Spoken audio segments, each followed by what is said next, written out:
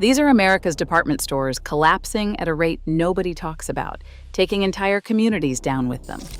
From Sears to Macy's, what some economists call the retail apocalypse accelerates while everyone debates Amazon versus brick and mortar.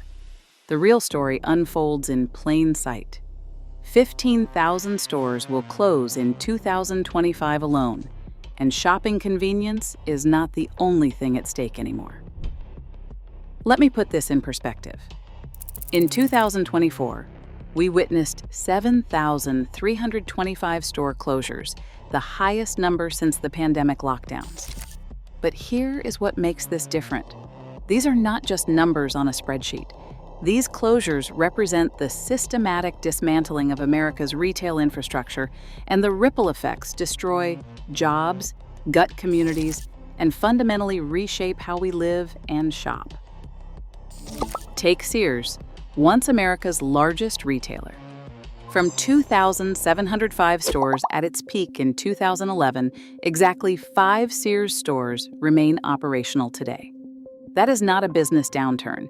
That is extinction happening in real time.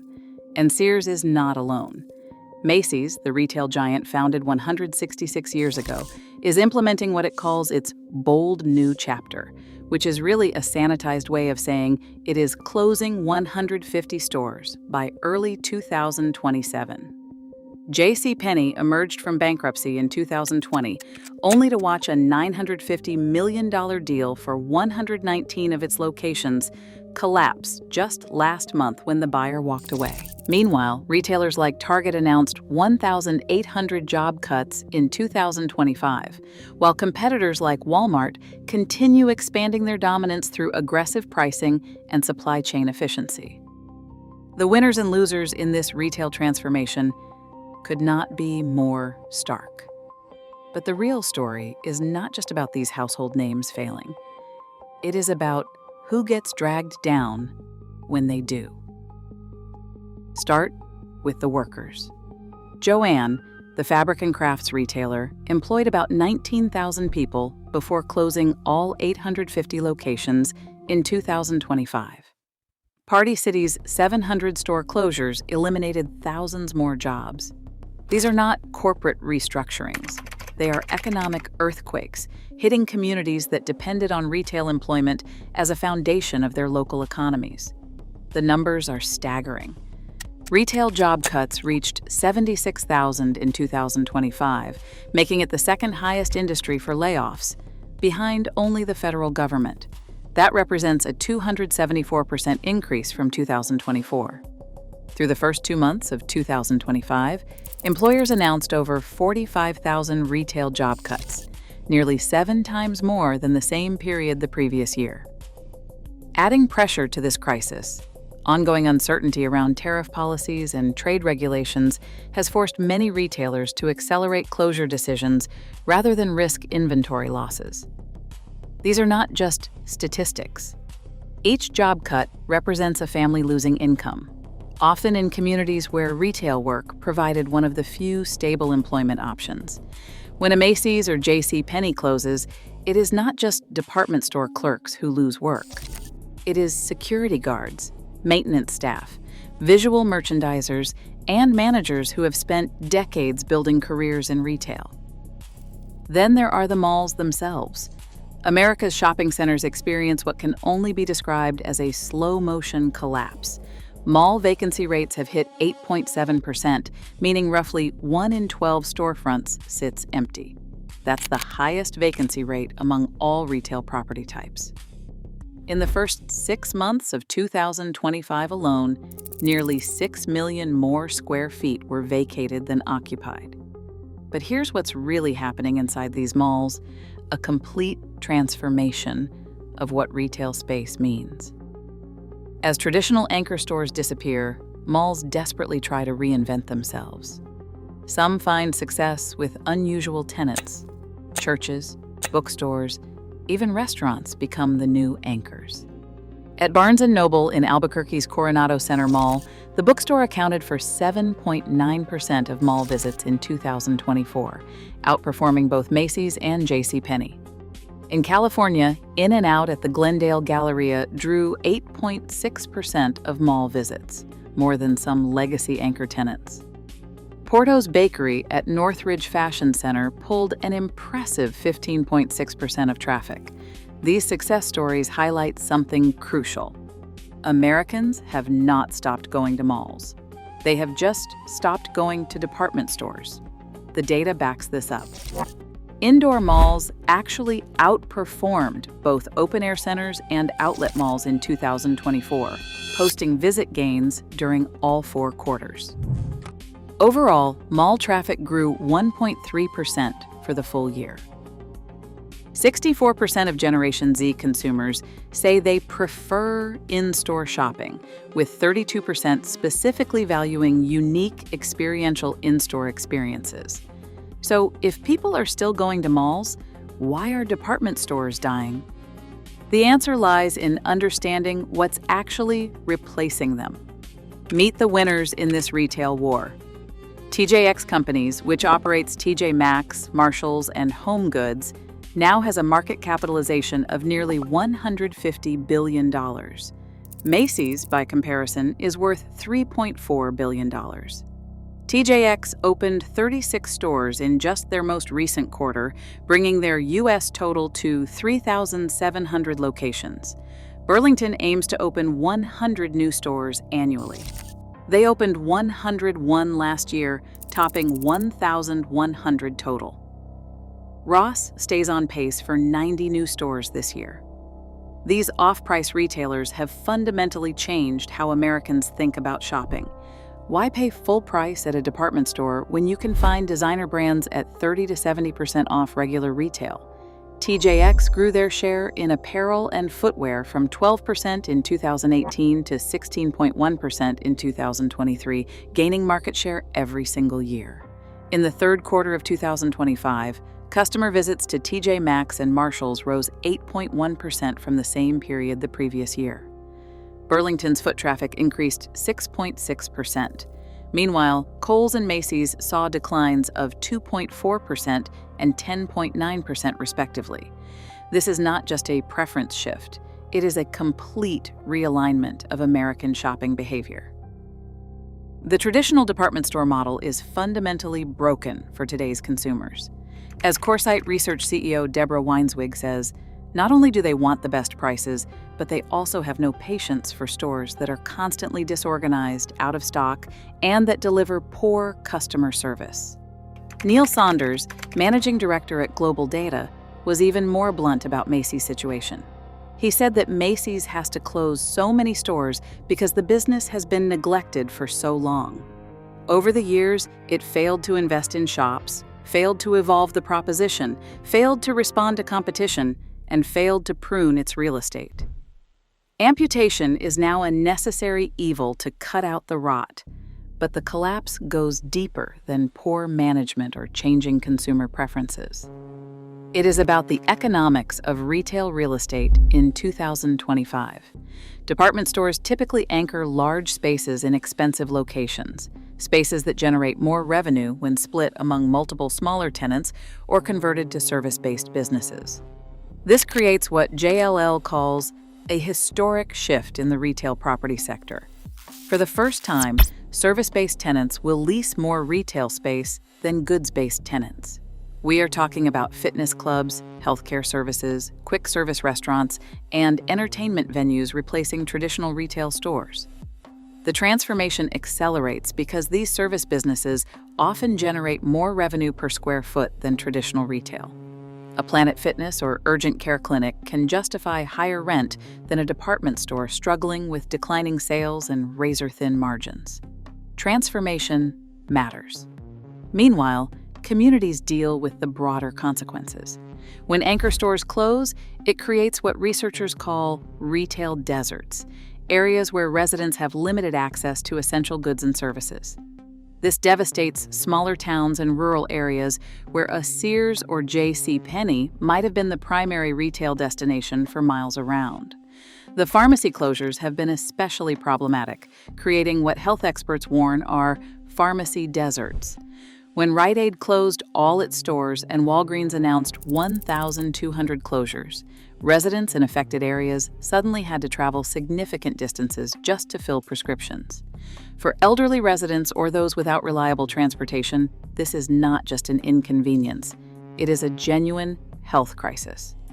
For the brands and suppliers who relied on department stores as a primary distribution channel, the collapse creates its own set of problems.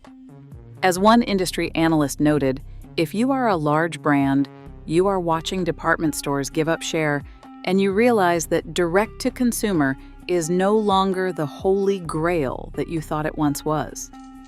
There are shrinking places to sell a lot of units, and if you are a large brand, you need to sell a lot of units. This forces manufacturers to either accept lower volumes, invest heavily in their own retail operations, or compete more aggressively for space with the off-price retailers and discount chains that are thriving. The e-commerce narrative, while important, only tells part of the story. Online retail sales represented 16.4% of total retail in the fourth quarter of 2024. Significant, but hardly the dominant force many assume it to be. The real disruption comes from the combination of online shopping for convenience purchases and off-price retail for discovery and deals. Sears provides an even starker example of how retail giants can collapse. The company that was once America's largest retailer made a series of strategic missteps starting in the 1980s, when management focused on real estate investments rather than retail operations. Former Sears executive Mark Cohen told CNN, "Someone unlocks the door in the morning and locks it at night, but there is actually nothing to sell in the stores." Eddie Lampert, the hedge fund manager who merged Sears and Kmart in 2004, treated the combined company more like a financial engineering project than a retail operation. From 2011 to 2016, the company lost $10.4 billion. Neil Saunders noted that Sears will now act as a case study in how not to run a retail operation. Today, those final 5 Sears stores exist almost as retail artifacts. One standalone store in Coral Gables, Florida, could be torn down to build 1,000 housing units. The other 4 operate in malls in Braintree, Massachusetts, Concord, California, El Paso, Texas, and Orlando, Florida, all owned by Simon Property Group, which presumably keeps them open more for anchor tenant obligations than profitability. The mall landlords themselves adapt, but not without significant financial pain. Simon Property Group and Brookfield Property Partners, which acquired JCPenney during its bankruptcy, are essentially in the business of retail real estate rehabilitation. They are converting former department store spaces into mixed-use developments, but the transition is expensive and time-consuming. Chris Conlon, former CEO of Washington Prime Group, explained the reality. Over the years, as enclosed malls have evolved, it turns out that the A malls are doing extremely well, and C and D malls are accelerating to extinction. This creates a bifurcated market where premier malls in affluent areas thrive, while struggling malls in economically challenged areas face a death spiral. When a Macy's or Nordstrom closes in a high-end mall, landlords can usually find replacement tenants. When the same stores close in working-class communities, the entire mall often begins its decline toward eventual demolition. The human cost of this transformation extends beyond job losses. Retail work has historically provided entry-level employment opportunities for young people, flexible scheduling for students and parents, and career advancement paths for those without college degrees. As these opportunities disappear, communities lose not just jobs, but entire economic ecosystems. The social aspects are equally significant. Department stores and malls served as community gathering spaces, particularly in suburban and rural areas. They provided climate-controlled environments where families could spend time together, teenagers could socialize, and elderly residents could walk for exercise. The loss of these spaces leaves communities with fewer public gathering places, contributing to social isolation. Looking ahead, the trend shows no signs of slowing. Macy's plans to complete its 150-store closure program by early 2027. Kohl's announced 27 closures for 2025. The acceleration of bankruptcies, 51 in 2024 compared to 25 in 2023, suggests that many retailers are reaching the end of their financial runway. But the story isn't entirely one of decline. The retailers that are succeeding have learned to read changing consumer behavior more effectively. TJ Maxx and its competitors succeed because they offer treasure hunt shopping experiences, the thrill of finding unexpected bargains on quality merchandise. Amazon succeeds because it offers convenience and selection. Traditional department stores failed because they offered neither treasure hunting nor superior convenience. The transformation also represents an opportunity for innovation. Some former department store spaces are becoming fulfillment centers for online retailers. Others are being converted into entertainment venues, medical facilities, or educational institutions.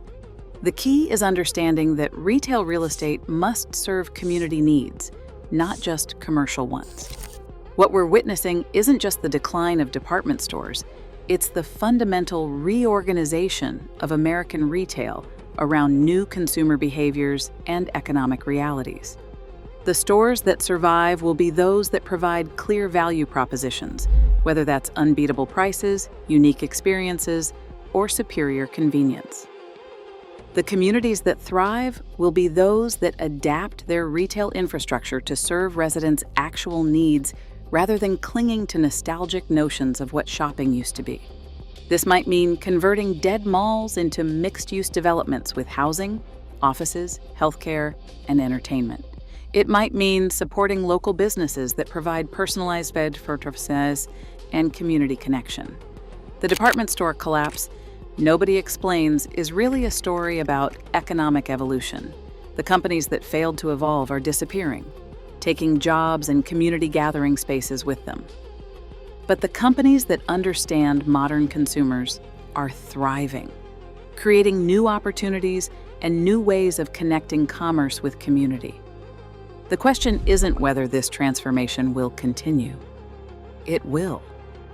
The question is whether we'll learn from the failures and successes to build a retail landscape that serves everyone, not just those who can afford to shop at the winners' locations or those who live in areas wealthy enough to attract new investment. The next time you drive past an empty Sears or a closing Macy's, remember, this isn't just about shopping. It's about the kind of communities we want to live in and the kind of economic opportunities we want to preserve for future generations.